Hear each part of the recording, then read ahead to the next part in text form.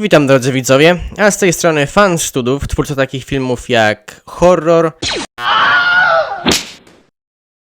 Co gdyby Egipcjanie próbowali sami zbudować piramidy, Hej, mam genialny pomysł. Co byś powiedział, żebyśmy zbudowali gigantyczny trójkąt o wysokości 40 metrów na środku pustyni i potem mnie w nim pochowali? To rzeczywiście wyborna koncepcja, ale jak mielibyśmy coś takiego zbudować? czy na razie nieukończony horror Oni. No ale teraz, skoro już skończyłem klepać się po ramieniu, to przejdźmy do tematu odcinka. A więc FPS-y, klatki na sekundę, framerate, pojęcia dobrze wam znane. No a przynajmniej mam nadzieję. Niemniej to, czego możecie nie wiedzieć, to że istnieją pewne zasady, jak je wykorzystywać. Istnieją pewne, powiedzmy, kanoniczne framerate'y, które są rzeczywiście wykorzystywane przez branżę filmową. Ponieważ na przykład 20 FPS-ów nie jest uznawaną ilością klatek na sekundę. Po prostu się tego nie robi. Po prostu nie i koniec. Ale to, czego rzeczywiście się robi, to takie bardziej popularne, używane rzeczywiście framerate'y, uznawane powiedzmy, to 8, 12, 15 i 24 FPS. Niektórych mogło zaskoczyć, że 8 FPS-ów rzeczywiście jest wykorzystywane, ale owszem, jest wykorzystywane. Zwykle tak w niewielkim jakby ilości procentowo, czyli na przykład mamy po prostu kilka fragmentów, zaledwie kilka fragmentów właśnie w tej ilości klatek na sekundę. Albo jest na przykład tak, że jedna postać jest animowana dokładnie właśnie w takim framerate. Natomiast zazwyczaj jest to tylko właśnie taki niewielki dodatek, a przynajmniej jeżeli chodzi o produkcję z zachodu, ponieważ jeżeli chodzi o animację bardziej ze wschodu, chodzi mi tutaj głównie o anime, to niektóre przynajmniej anime wykorzystują 8 klatek na sekundę jako swoją główną ilość właśnie FPS-ów. Tutaj warto zaznaczyć, że wiele anime robi tak, że mamy 8 klatek na sekundę przez większość czasu, a jak na przykład dochodzimy do jakiejś istotnej sceny, to mamy na przykład 24 nawet. Ale często jest tak, że właśnie 8 jest tą główną. Nie zawsze są anime, które używają 6 klatek na sekundę. Są takie, które używają 12 jako swoją główną. No różnie, ale 8 jest często wykorzystywane w anime właśnie. I czasami też w produkcjach z zachodu również.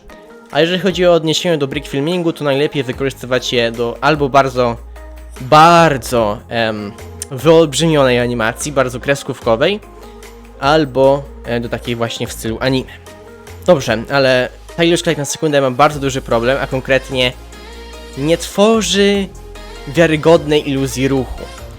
Cały czas widać w niej, że są to pojedyncze, statyczne obrazy, które po prostu się zmieniają dosyć szybko, ale jeszcze to nie wygląda to dla ludzi jak ruch.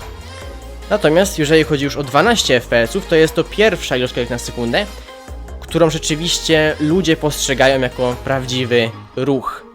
Pomimo iż rzeczywiście my, czyli ludzie, postrzegamy rzeczywistość od 200 do 300 klatek na sekundę, więc jest duża rozbieżność, to też rzeczywiście te 12 klatek na sekundę nie wygląda tak do końca realistycznie, ale jednak na tyle szybko się zmieniają te statyczne obrazy, że już zaczyna to wyglądać rzeczywiście jako ruch. Już nasz mózg, mimo że widzi, że coś jest nie tak, to już uznaje, dobra, to jest ruch. No, oczywiście tak mniej więcej. No, ale cały czas ma taki bardzo mocno kreskówkowy feel do tego, ponieważ jest to właśnie standardowa ilość klatek dla kreskówek, no więc do tego też najlepiej ją wykorzystywać. Niemniej jest to naprawdę już na tyle płynne, że właściwie nada się do niemal wszystkiego, ale najlepiej właśnie do tych takich kreskówkowych brick filmów.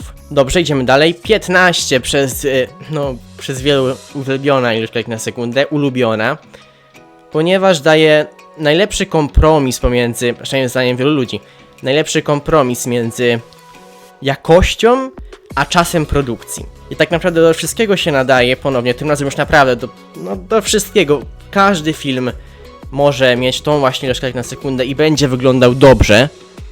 Niemniej najlepiej pasuje moim przynajmniej zdaniem do takich filmów albo akcji, albo takich filmów przygodowych, sci-fi, ale jakby jak Star Wars albo coś takiego, to tam właśnie najlepiej ta ilość klatek będzie pasować. Przykładami filmów, które moim zdaniem bardzo dobrze wykorzystują właśnie 15 klatek na sekundę, to jest po pierwsze Void War Grey Horizons. Jest to film trochę nawet horrorowy, ale z drugiej strony ma w sobie dużo humoru i ma bardziej taki filmu DreamWorksa, powiedzmy.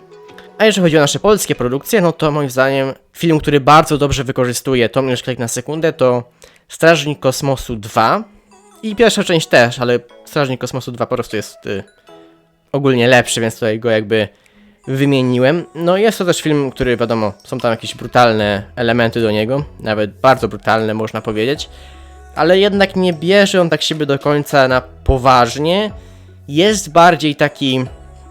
Jest to po prostu bardziej film przygodowy i można wręcz powiedzieć taki film familijny, moim zdaniem. Niemniej teraz przechodzimy wyżej do 24 FPS-ów, czyli dosłownie ilości wykorzystywanej przez filmy live action. To jest dosłownie taka sama ilość, jaką wykorzystują filmy aktorskie. Oczywiście są wyjątki. Bardzo takim znanym wyjątkiem jest oczywiście Hobbit Petera Jacksona, który był w całości nagrany w 48 FPS-ach. I takich mniej znanych przykładów to jest na przykład Gemini Man. Nie słyszałem o tym filmie, dopóki nie wziąłem się za research do tego filmu, natomiast jest on nagrany w 120 klatkach na sekundę. Trochę absurd, nie wiem po co to komu, ale no jest takie coś. Niemniej praktycznie, że wszystkie filmy dalej live action są robione w 24 klatkach na sekundę. Jest to dalej standard na całym świecie, bez żadnych wyjątków. Do czego najlepiej ta ilość klatek pasuje? No moim zdaniem głównie po prostu do filmów quote unquote poważnych, takich nawet mrocznych. No przykładem tutaj mojego filmu jest na przykład Case Closed, ponieważ moim zdaniem ten film akurat potrzebuje tej ilości klatek. Ten film, który teraz robię, czyli Horror Oni, też moim zdaniem potrzebuje tej ilości FPS-ów. Natomiast na przykład Potwór, który był robiony też w 24 klatkach na sekundę, to moim zdaniem on lepiej by działał w 15, ponieważ mój zamysł na niego był taki, żeby to był film superbohaterski, ale taki mroczny, poważny. To miało być takie połączenie właśnie superbohaterowie, ale poważnie. No ale wyszło ostatecznie tak, że jest to po prostu film superbohaterski, więc 15 FPS-ów lepiej by tutaj pasowało. A na przykład co gdyby Egipcjanie próbowali sami zbudować piramidy, no to tam najlepiej by działało chyba w ogóle 12 FPS-ów. 24 do takiego jednak niepoważnego filmu to jest lekka przesada. Podsumowując, 8 klatek na sekundę albo taka bardzo kreskówkowa animacja, albo taka w stylu anime. 12 FPS-ów praktycznie do wszystkiego, ale najlepiej takiej kreskówkowej. 15 FPS-ów to jest w ogóle świetne rozwiązanie, pasuje niemal do wszystkiego, ale najlepiej do takich filmów przygodowych, akcji i tego właśnie rodzaju produkcji. Natomiast 24 FPS-y do filmów poważnych, mrocznych, takich, mają bardziej taki filmu live action, no tylko że są robione w stop motion, ponieważ to akurat co jest pod ręką. To w sumie wszystko w tym odcinku, w tym filmie, w tym wideo, w tym tutorialu. Jednym z pierwszych, a właściwie to drugim, no tak dokładnie nawet trzecim, bo tak, był kiedyś bardzo stary tutorial, którego nie polecam. Możecie obejrzeć, ale nie polecam. Jest na kanale, nie zamierzam go raczej usuwać, pomimo iż może powinienem, ponieważ jest dosyć słaby. Niemniej, możecie go obejrzeć jak chcecie, nie polecam. Nie róbcie tego. Ostrzegam was uczciwie. Niemniej, to co powinniście obejrzeć, to Horror Oni, ponieważ myślę, że będzie to naprawdę spoko produkcja. Na razie jest opublikowany tylko teaser. Myślę, że dosyć niedługo pojawi się też trailer. No a w trailerze będzie już ostateczna data do samego filmu, tylko kiedy to dokładnie będzie, to teraz wam nie powiem. Nie wiem, ale myślę, że będzie warte czekania. I to wszystko. Nie wiem, takie dramatyczne zakończenie jakieś. Miłego dnia. Dobrej herbatki wam życzę. Nara.